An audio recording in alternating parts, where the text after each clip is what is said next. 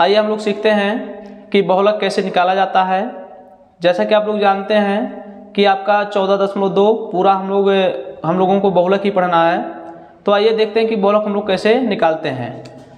आप लोग जानते हैं कि बहुलक को z से लिखा जाता है, बहुलक को z से लिखा जाता है और z इक्वल टू होता है L1 plus F1 minus F0 अपान 2F1 minus F0 minus F2 और इंटू H। ये बहुलक का सूत्र है, ठीक ना। तो आइए देखते हैं कि ये L1 क्या है, F1 क्या है, F0 क्या है, F2 क्या है और हमारा H क्या है। देखिए सबसे पहले हमको बहुलक निकालने के लिए हमको जो ज़रूरत है वह F1 की ज़रूरत है। अगर हमको F1 मिल जाए तो F1 की सहायता से हम लोग F0, F2 और H भी निकाल सकते हैं। अब बात आती है कि F1 हम लोग ढूंढेंगे कहाँ। तो F1 को ढूंढने के लिए हम लोग चलते हैं बारंबारता वाली श्रेणी में। आप लोग देख रहे हैं जैसा कि इधर दिया है आयु वर्षों में 5 से 15 है, 15 से 25 है, 25 से 35 है, 35 से 45 है, 45 से 55 है और 55 से हमारा 65 है। ये आपका वर्ग अंतराल दिया है और ये रोगियों की संख्या दिया है।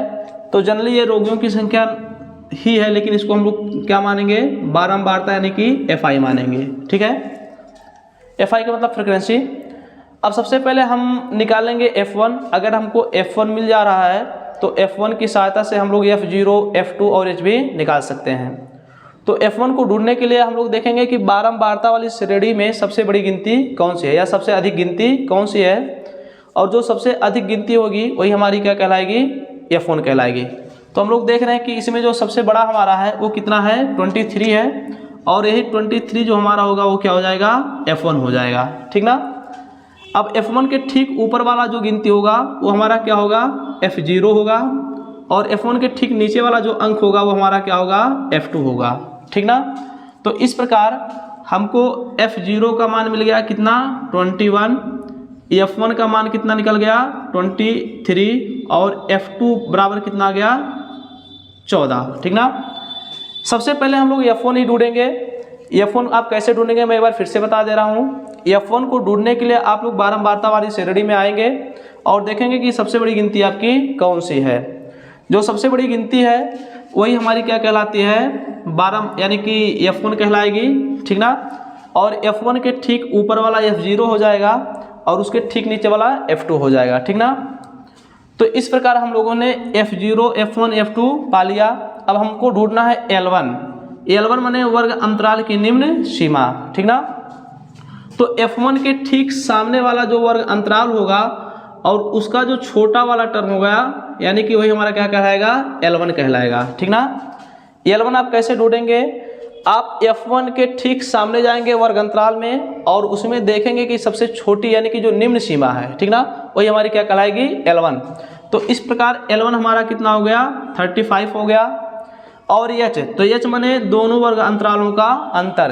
तो हम लोग देख रहे हैं दोनों के बीच अंतर कितने का है, तो दोनों के बीच का जो अंतर हमारा कितना है, 10 है, ठीक ना। इस प्रकार हम लोगों ने सारे मान को पा लिया। मैं एक बार पुनः फिर से आपको बता दूं कि सबसे पहले आप ढूंढिएगा F1 को।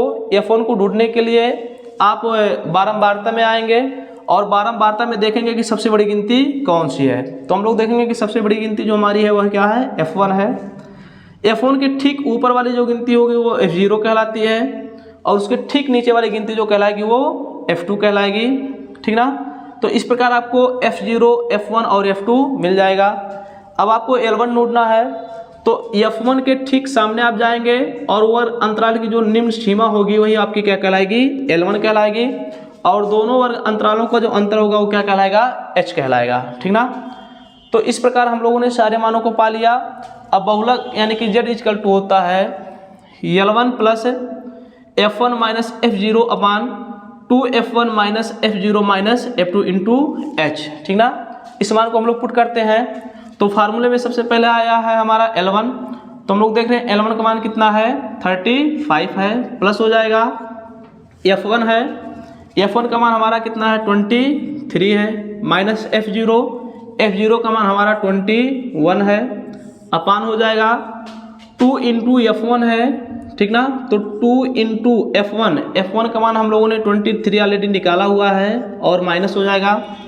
F0 का मान हमारा कितना है 21 है और माइनस F2 है।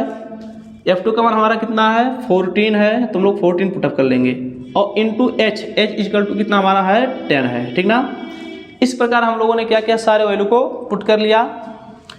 35 का 35 हो जाएगा प्लस, ठीक ना।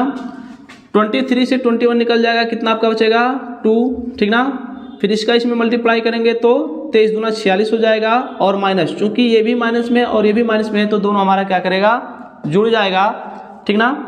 तो इस प्रकार ये हमारा कितना हो जाएगा 35 और इंटू कितना हो जाएगा 10 हो जाएगा, ठीक। 35 प्लस 2, इसमें से इसको हम लोग क्या करेंगे घटाएंगे तो 46 से हमारा 35 निकल जाएगा, तो यहाँ हमारा कितना बचेगा 11, ठीक ना। और गुणे कितना हो जाएगा 10 हो जाएगा।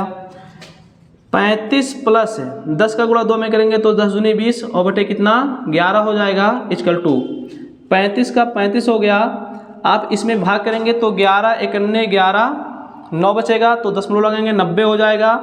11 8 88, फिर आप लोग भाग करेंगे तो 1 आएगा, ठीक ना, लगभग समथिंग आएगा। तो हम लोग चूँकि दशमलव के 2 ही अंक तक मैक्सिमम मान निकालते हैं, अब दोनों को हम जोड़ देंगे तो 35 और 1 36.81। इस प्रकार ये हमारा क्या निकल गया बहुलक निकल गया। कि अगर आपको उत्तर चेक करना है तो जो आप लोग वर्ग अंतराल माने थे, जैसे यहाँ मैं देखूँ तो यहाँ हमारा कितना आया है 35 से 45, ठीक ना। तो हमारा जो भी बहुलक आएगा वो इसी के बीच में ही आएगा, इससे कभी अधिक नहीं आएगा। तो इस प्रकार हम लोग देख रहे हैं कि 36.81 है और वर्ग अंतराल हमारा जो है वो 35 से 45 है। अतः उत्तर हमारा क्या है सही है।